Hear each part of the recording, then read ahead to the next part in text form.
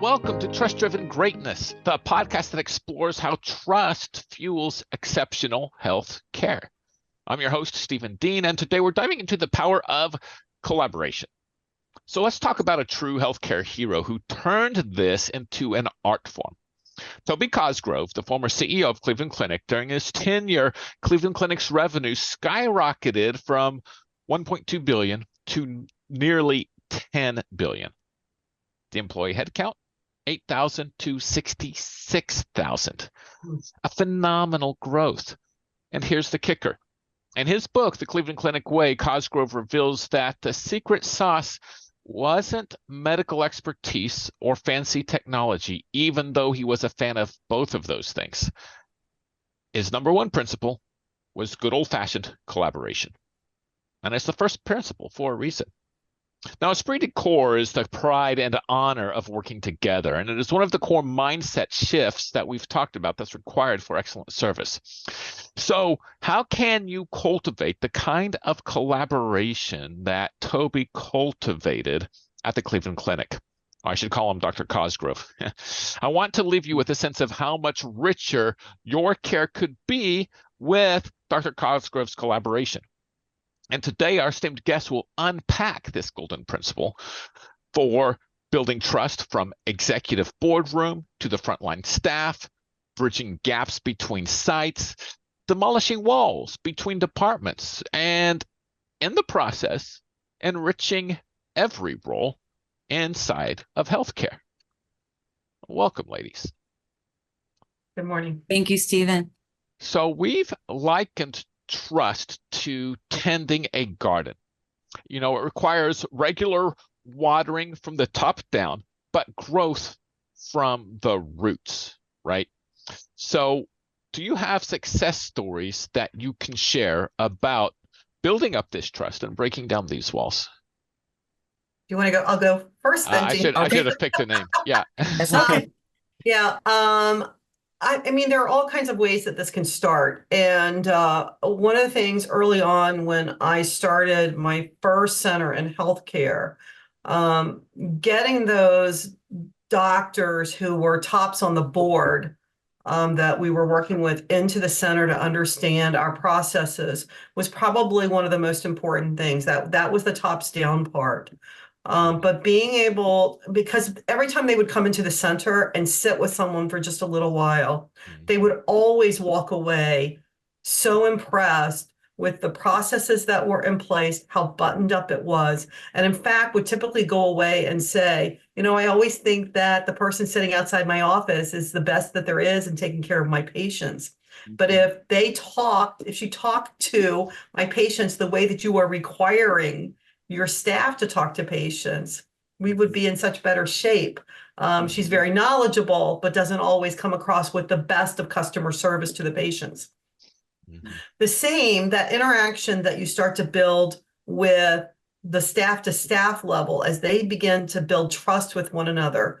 And I just found that it improved the more that they interacted with each other. If there could be any face-to-face conversations, that's the biggest thing. When it's telephone to telephone and you're in a different location, it's very, very easy to say that person doesn't care and take care of the patient as much as I do. But as soon as they see that I'm a living human being, I come to work every day, whether it's at my home or in the office, I'm here working to take care of the patient. And they can really understand that. It does become a more challenging environment as we continue to have an increase in more remote call center staff, of getting them in front of office people. But I'll talk about that in another question later today. Yeah, Well, Gina. Well, Stephen, I would just like to take a step back, because I would love to say that I am a proud recipient and product of Dr. Toby Cosgrove. And when I was thinking about this question, how, creating a trusting relationship, and so much of what we do and whatever our position is relational. We need to form relationships with people. And saying that, establishing trust is like planting a seed. You got to water it and fertilize it and give it sunshine. And I remember back to very early on in the initiative to centralize everything from Cleveland Clinic. So it was, like we said this before, the appointment schedulers, hospital transfer, physician referral, and then my department, which was nurse triage, the clinical department. And I could remember my boss telling me, okay, you're going to have to go and present to a group about, what our plan is for nurse on call and what we're going to add to the physician's life and the patient. Okay, well, what she did not tell me was that I was going to this twice a year meeting of physicians, and not even all the physicians at Cleveland Clinic. I'd say there were maybe 100 there. So maybe the section heads or department heads, I don't even remember, but it was walking into this room of these suited doctors, no white coats. It was business, and being introduced by Dr. Cosgrove. And I was literally shaking. I did not know what to expect. But in my mind, that was, to me, equated to the seed of me and nurse on call was planted in that moment. I was introduced and acknowledged by the highest man in this organization. And it sort of is like, and this might sound a little corny, but as a person, we wanted to please our parents. Okay. And not that I went back to childlike type feelings or behaviors, but I had at that moment an obligation or a sense that this man is speaking on my behalf. He's representing what we're having to offer, and I want to do him right. I want to make this work for him. So that was sort of the first plant the seed and then water. And then from then on, then it was my director and then the people that I was surrounded with. But just that moment of him introducing me and then sort of fielding questions, they were able to ask me some questions and him saying, okay, she could not possibly know that right now. So it was just sort of like he had my back, but and it was going to be okay. We were on the right track. So just an example of, a moment like that carried me through. Even to this day, I still speak proudly of my time with him and what I learned from him. That's awesome. Yeah, thanks for sharing that story. So in your experience, Gina, and maybe you can talk about this as you went on, and then we'll move this over to Cindy. Okay. What were the most common barriers then to building that trust between the executives and the people actually taking the calls? And okay. How was that trust built, or the barriers that you saw overcome?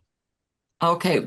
Trust is such an interesting concept, and so much goes into it. And really, it's interesting because I had frontline staff, nurses that I really believe didn't trust me.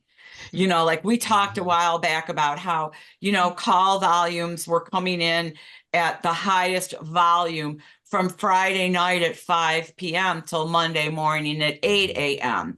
Well, we're a clinical unit. We need to be able to be there for the patients when they need us. So we had to make it was a terrible decision, but we had to have our nurses go from working 2 weekends a month, every other weekend, to 3 weekends a month. We have got to be able to serve our patients. So that was met, of course, with a lot of resistance. You can't mess with people's time or their money, but yet we had to.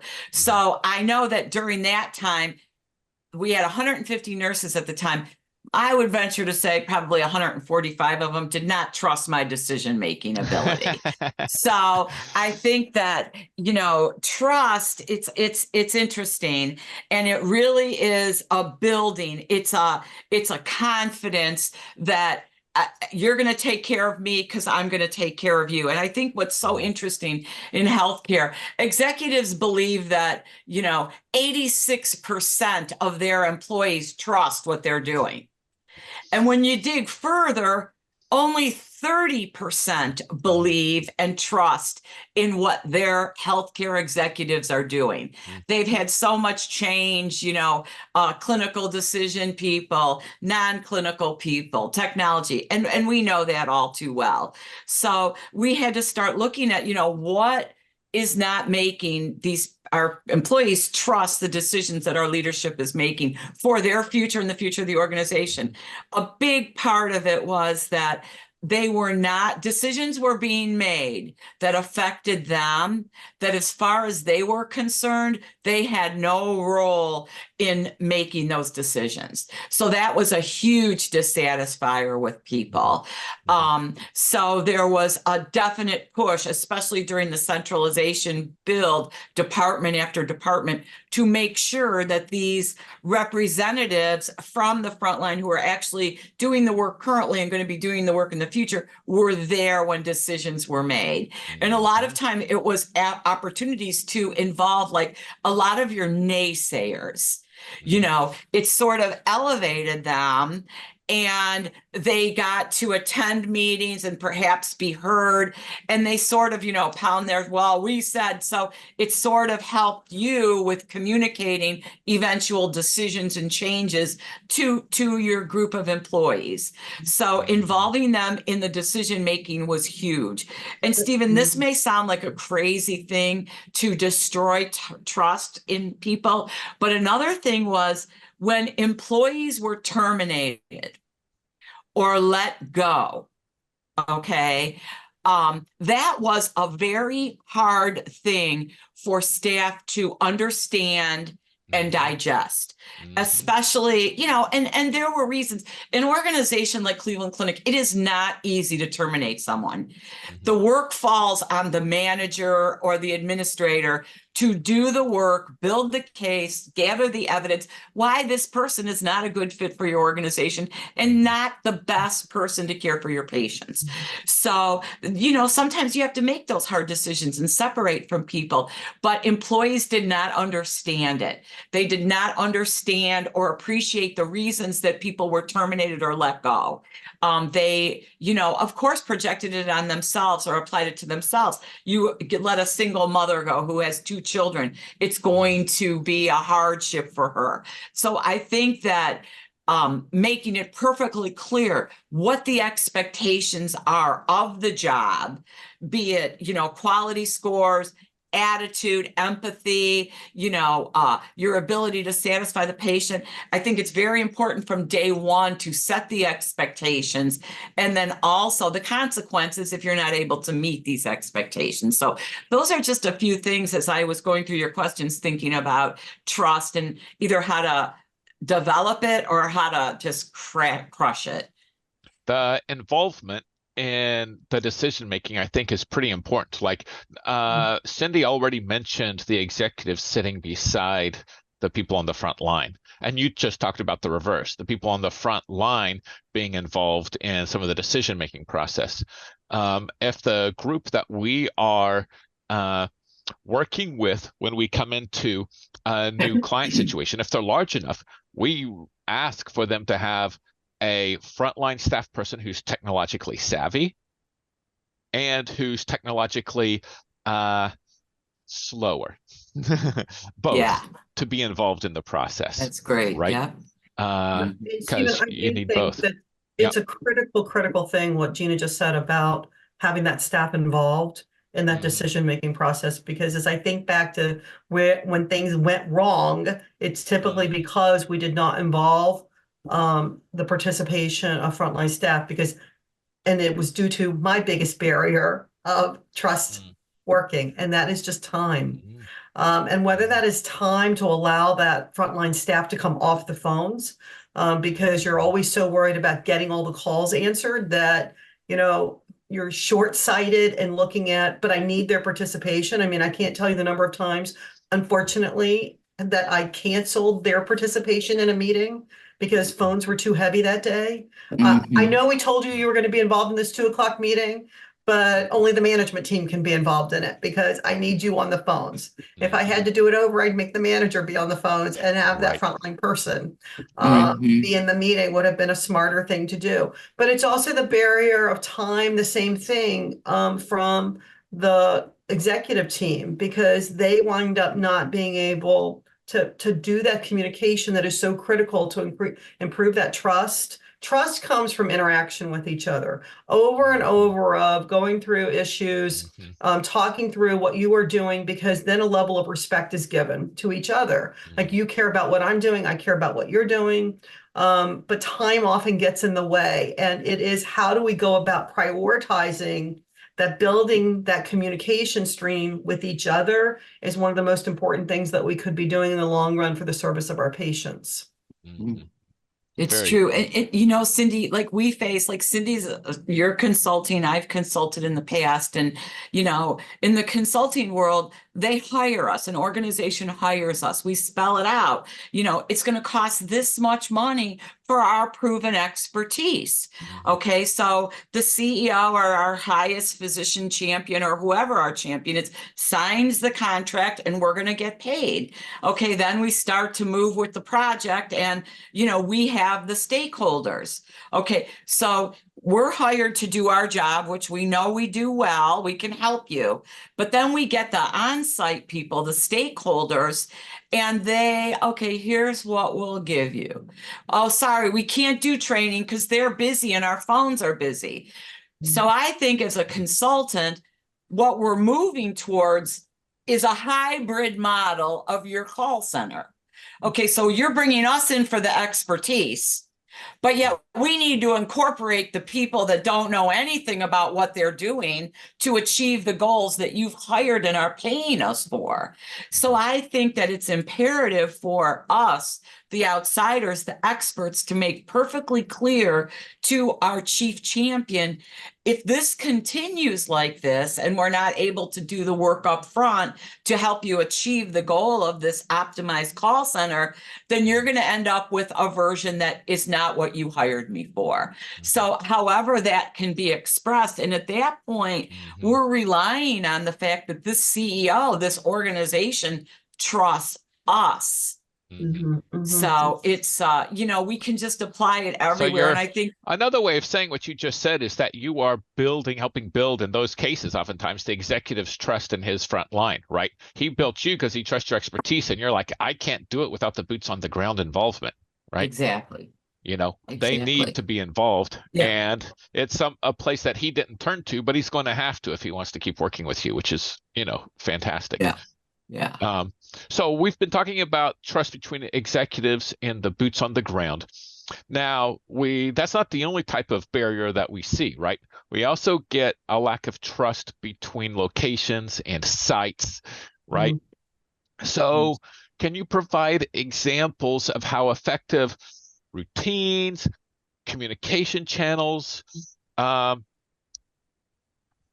some ways of bridging the gap between sites help build the trust? Right. I'll give what we did that was really effective for a period of time. And that was having a process improvement team that was representative of the site locations and from the contact center, the call center. And we had a variety of people, mostly made up from office managers and from frontline supervisors in the center, who each independently put together their list of, you know, when we're working with you, these are the issues we're having on this kind of patient issue. The sites did the same thing. These are the kinds of issues that we are having. And then we just combined the list, and then for a year and a half, met monthly to go through every single issue to then come up with the solution. Here's what we're going to roll out. This is going to be the new process or procedure to overcome this concern that we have. Until we got to the point where they actually sat around the table. No one from more senior management within the centers or the sites participated. It was all driven by the frontline managers. There was one moderator that sat silently, observing or just asking some questions from time to time to keep them on track. But they eventually got to the point where, wait, we don't have any more issues. So then it moved to meeting quarterly. And then, you know, there may be an issue that would come up that they would then address. But it was really important. And then the other important thing is that there was a communication that was going out monthly of, here are the issues we've identified, here's what we are working on. And that email went out to all employees from the sites and from the call center to let them know what this committee was working on. Oh, that's fantastic. So let me make sure that I'm understanding this. So you would identify like patient service issues that were having some issues, delays in resolution or something like that, and those would become tasks for this interdisciplinary or intersite team, if you will, to help solve and work on. Fantastic. And so they're given things that are going to help facilitate, probably ease their own workload as well as the workload of the contact center. Right. And eventually, I mean, the biggest driver and what they felt good about was it was reducing the complaints about each other. Because one is, and we purposely picked a representative from each region of the site locations, so that hopefully when they were having their regional meetings, they would go back and present what the committee was working on. But to say, I'm meeting people, they actually don't have horns coming out of their head. They are actually people who work really hard and are trying to satisfy the patient also. They're competent. Yes. Incompetence is so often assumed instead of, process, right? Yeah. So yeah. It was an important thing. Yeah, fantastic. From a clinical perspective, Stephen, for collaboration between the clinics, the offices, and the nurses that worked in the call center, we had to take a step back and communicate to the clinics that, we don't have any patients. We are here to support you and take care of your patients. Okay. And this sort of came about after realizing that I couldn't pick these people out of a crowd if my life depended on it. We had never met.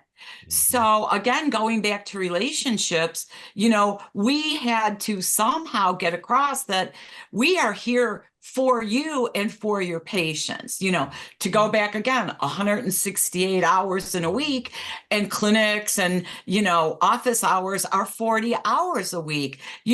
Think about your patients. What are they going to do those extra hours? We're here for them. So we began to sort of immerse ourselves in each other's worlds. And for one example that I remember vividly is that so all of these clinics and everywhere, the nurse managers met every month. It was sort of like regional health, the nurse managers. So all of these sites that we were covering for. So we said, could we be included in these meetings?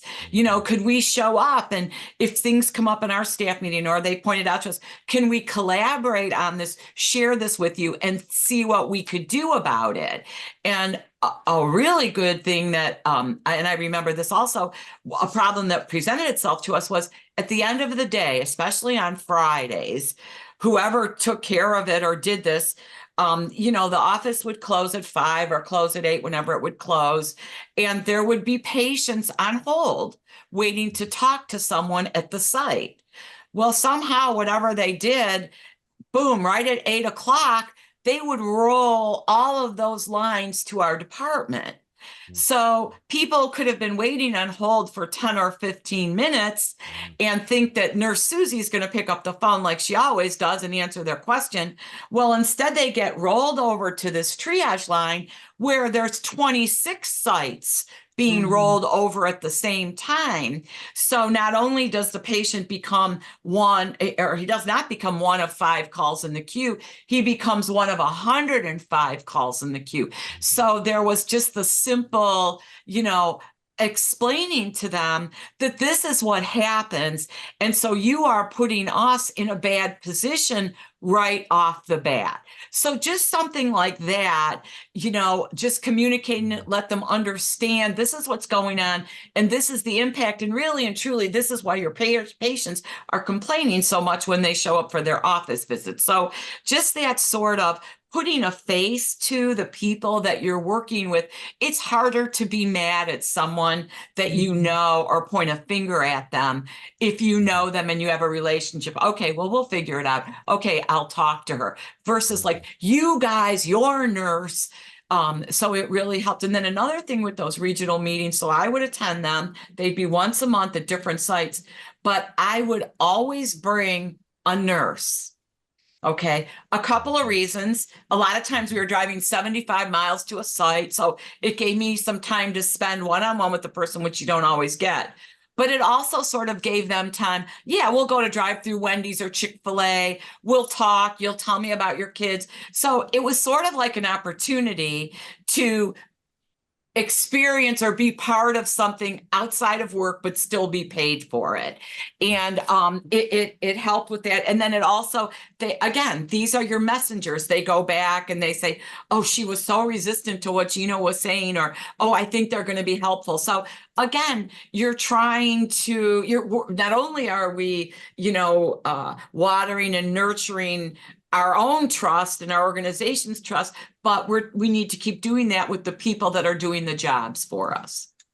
So visiting sites, cross-visiting sites is one of the things that I've heard.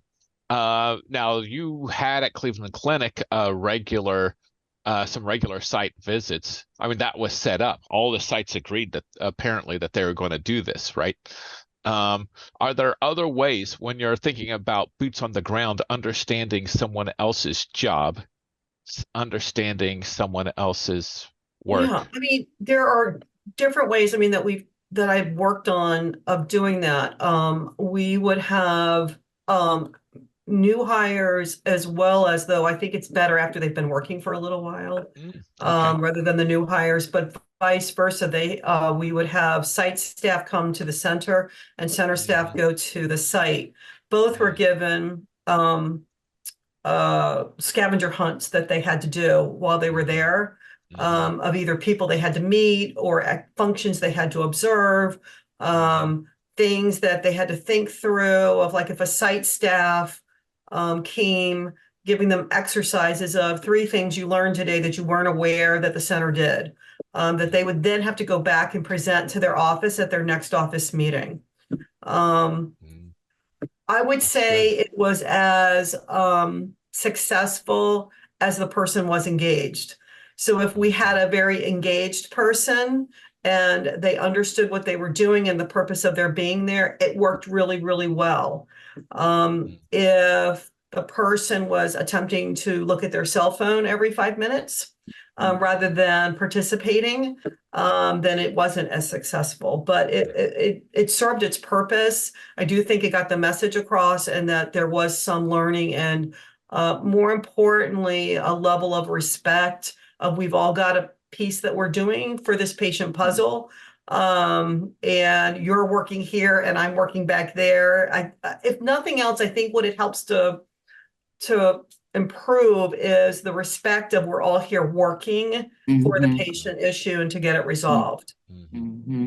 Yeah, there's a lot to be said for boots on the ground, or not boots on the ground. I'm sorry, walk in my shoes. Oh my God, I'm getting my cliches mixed up. Walk in my shoes. And, I, even myself, like consulting, I knew what the nurses did, and I had a pretty good idea of what the appointment schedulers did. But until I sat side by side with them, I did not realize like the volume of unreturned phone calls, numerous times people have to call. That was illuminating. But I will tell you, the most illuminating and shocking thing to me was when I sat with the people that did prior authorizations.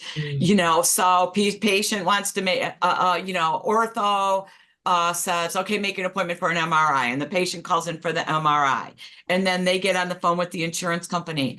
I mean, God bless the people that do prior authorizations, because I mean, everything from, denials, I guess that's the ultimate worst situation, but just the time waiting on hold sometimes for 45 minutes, and like just sort of lobbying and begging for payment or reimbursement, or it was just, I gave those people so much credit. And until I actually sat down and spent a couple hours with them, I had no idea what they were experiencing. So however you can get across the challenges, whether you play a phone call in a community environment of what someone goes through, talking to a patient or waiting on hold or understanding someone that speaks a foreign language, whatever it is, to just hear it speaks volume, and it's a very good tool for getting a point across. If you can't actually be sitting next to someone. Yeah, no, that's great. So you have not just sites, but you've also got departments, right? Because things are thrown over the wall, so to speak, sometimes, and lack of trust, not just between sites, but between departments. So do you guys have any, could you share a success story where breaking down silos between departments led to some significant improvements? May I say one word when dealing with departments? Cindy, I'm Yeah. sorry, of course I caught you off as usual, but can we say a word? Arrogance? Oh, yeah. Okay. So, Dealing with departments, the hierarchy of revenue in the organization. Okay. Can I okay. say heart and vascular rule, Okay. followed by ortho, followed by urology, Right. Or maybe neurology or something like that at the top, right? neurology, Yeah. right. Yeah. Right, Yeah. gamma knife. It's Yeah. very interesting, but dealing with different departments, they have different power, shall I say. So the Heart and Vascular Institute, when the centralization effort was begun, it became very clear that probably the appointment center or the centralized access to care center was not going to be able to satisfy them, which ended up being the best thing because they sort of went and did it on their own. So they had their own triage nurses. They had their own after hours coverage. And I know that this is sort of an exception to everything that we talk about, but right off the bat to sort of predetermine that they knew we weren't going to meet their expectations. We knew we weren't going to meet their expectations. And understanding that, no one was disappointed. So if you have problems with how your patients are called, that's your own, how your patients are handled, that's your own problem to deal with. So that's just an example of dealing with the departments. Every department thinks that nobody understands their patients. Nobody can take care of their patients like they can. And they're probably right. You have a department of specialists and you have a department of nurses that's all they see, GI bleeds or genital urinary issues. And they're right. They do it very well. And that's another reason where we talk about collaboration with the departments, the clinics, the specialties. When we first centralized, it was all primary care. And then the nurses began to triage specialty services.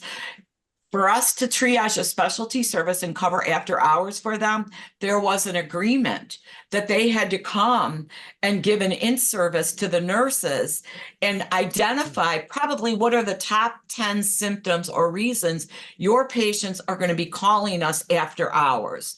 So again, there was that collaboration and there was that dealing with the departments. Certainly some departments were much more into it than others, but it was a challenge working for the departments. And again, you have a good personality that's open to improving and trying new things. It went great. Sometimes people unnecessarily grind their heels in the sand and it's a little more challenging. Yeah. And I would agree with that, of that working together, once you've got some level of respect and you can get people to join in and work together. And I'm thinking of, to build on what Gina just said, the number of people who would come and of nurses that had been there a long time, even doctors who would come and do educational sessions with us because they found or thought, the more that they could educate, the better equipped we would be in handling our phone calls and understanding everything. Yes. And if you start to work with one another in that mode versus you're just an operator just taking calls, it begins to build that level of respect more and more, of collaboration and working together to create a better patient experience. Perfect. So that ties in really well with the next section, that when you really think about Esprit de Corps, what we're driving for, and that really is part of it, is role enrichment, right? So this cross collaboration is enriching both sides, because you need to be aware of all of the elements that might be affecting the care of your patients, as well as it provides education, it provides extra experience, and this familiarity with other areas in the organization helps provide a role for people in the call center to move out of the call center when the time is right. Right. We've talked about this a couple times before, so maybe we could revisit that, reiterate why setting this up is important and how cross-departmental activity sets the win really for, or sets the stage for these win-win strategies where both departments benefit. Well, I mean, I think, and one, I always want to reiterate, there's a career path within the center also, but Correct. there are really so many positions there that people can move into. And there are oftentimes, whether it's at your corporate offices or at your site locations, that there will be opportunities. Particularly, I often found that I had a lot of people that were trying to get their undergraduate degrees or their masters in healthcare administration.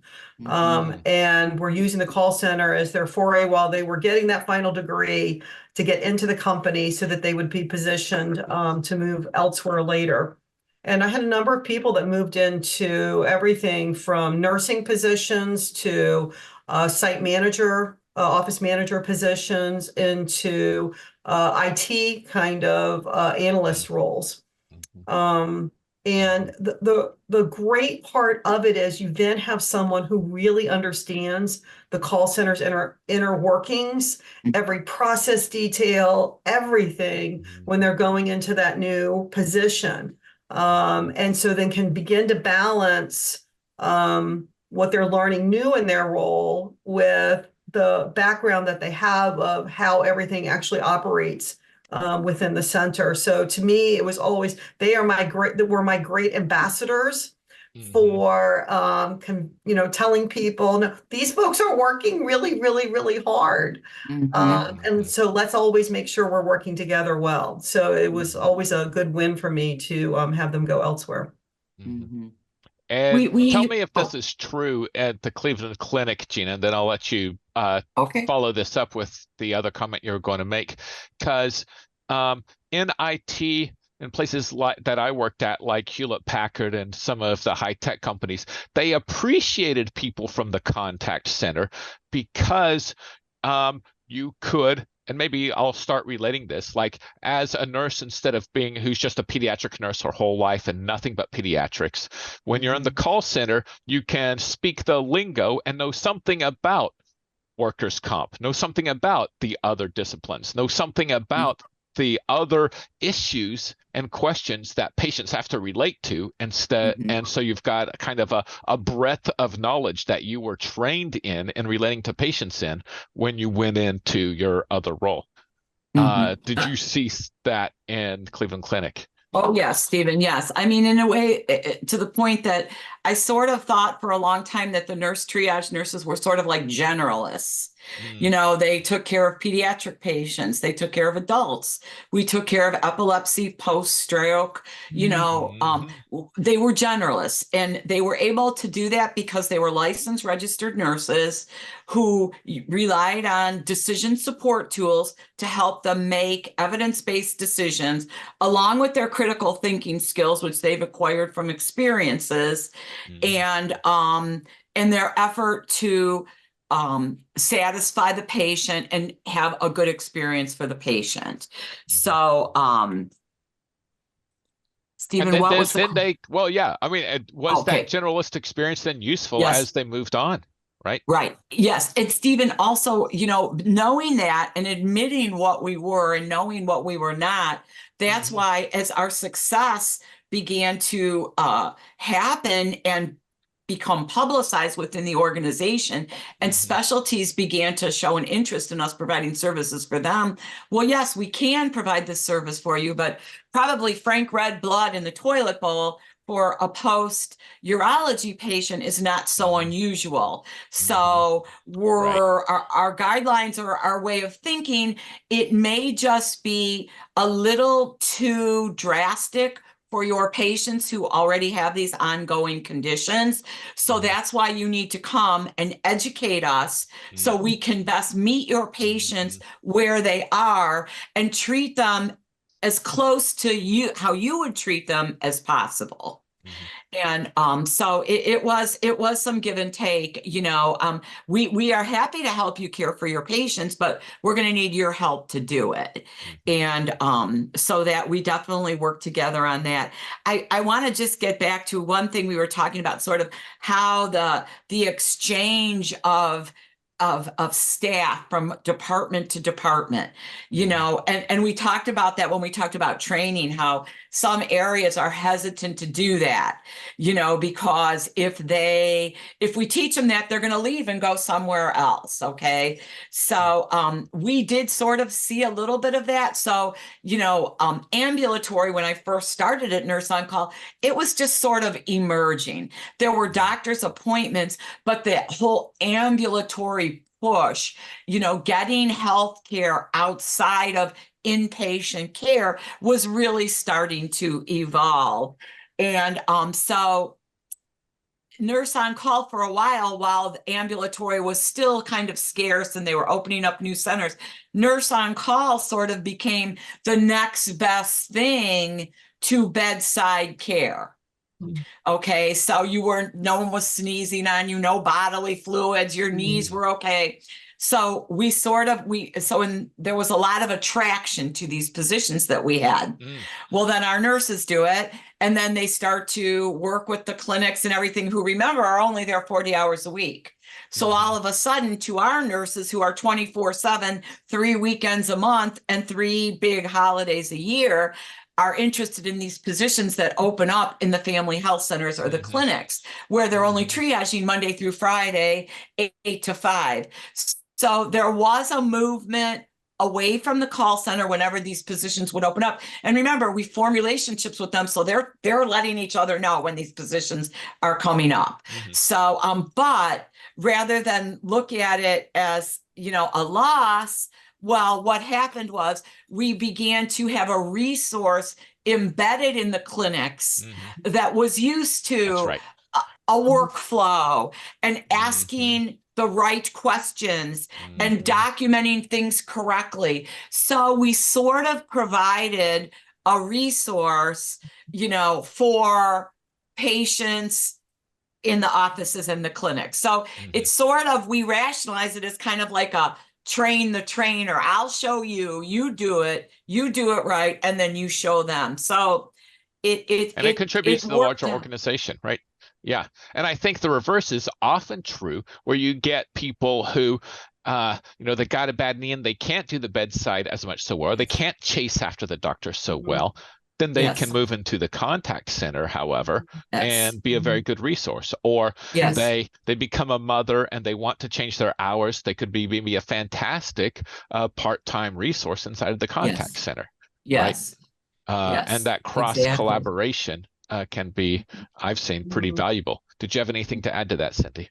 No, that's exactly anyway, what I would have added. Yeah. Nothing else. Yeah. Okay. Fantastic. Well, that's been a very enlightening discussion, and you really can't build trust, as we said before, without feeding the grass and without this cross-pollination. Honestly, it is so necessary across the environment. Reflecting on today's conversation, I'm drawn back to Toby Cosgrove and his revolutionary approach at Cleveland Clinic, because Cosgrove's genius was partially in recognizing every single individual inside the healthcare system. He used the term caregiver intentionally far broader than it had been used in healthcare to that point. He specifically used it for everyone who contributes to patient care. And to drive the point home, he highlighted the importance of roles of people who never even talk to the patient. Cleaners, back office clerical staff, suppliers, bus drivers. He wanted them to be included in the decision-making process and on teams that were making decisions for patients. Now, this is a powerful mindset shift, and it reminds us that every single person in healthcare plays a vital role in the patient experience. Don't overlook anyone. And when we recognize and value those contributions, well, that's when the magic starts to happen. When you lead with trust and collaboration, there's no limit, or 10x limit in Toby Cosgrove's case, to the level of care that you can achieve. Until next time, serve well.